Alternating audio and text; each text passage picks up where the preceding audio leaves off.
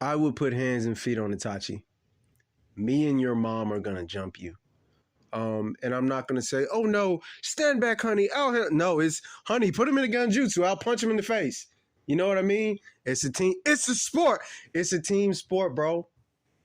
And I will put you in the ground. I'll cry. I'll cry. It'll hurt, but I'll put you in the ground.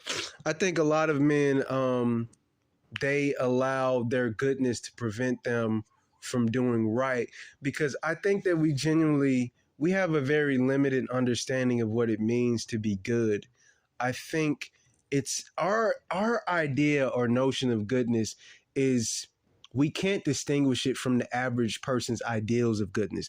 That's why you see people in movies and shows when it's time to, give the villain the axe, they say foolish things like, "Oh, if we take his life, we're no better than him." That's not being a good person. That's being a square. That's called being a fool.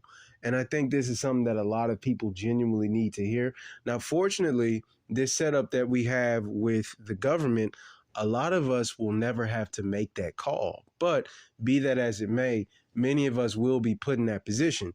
A lot of us have had people break into our houses before, and we've had to make that call. Lives have had to be taken. You see what I mean? So, and that's something else I want to encourage people to think about. Why is it that the government is the only person who can decide who lives and who dies? Why do they get to make that call over our lives? And people have this idea that the government alone should make these calls when we know that the government goes overseas and has soldiers commit atrocities. Soldiers have come back themselves and said this. So that's something that we have to that's a certain power that we have to take back into our own hands. It's very similar to the Joker and versus Batman scenario. I've said it many times. Batman has a responsibility to his city and to the people that he cares about to take Joker's life. At some point, while you were doing the playing through that karmic loop, I guess, of it's time to take him back to Arkham, he should have just vanished at some point and just never made it back. Oh, I don't know what happened. He was with me one minute and then he disappeared. Or you could say, "I did what needed to be done, Gordon." However you want to handle it. But I don't approve of this situation of them folding.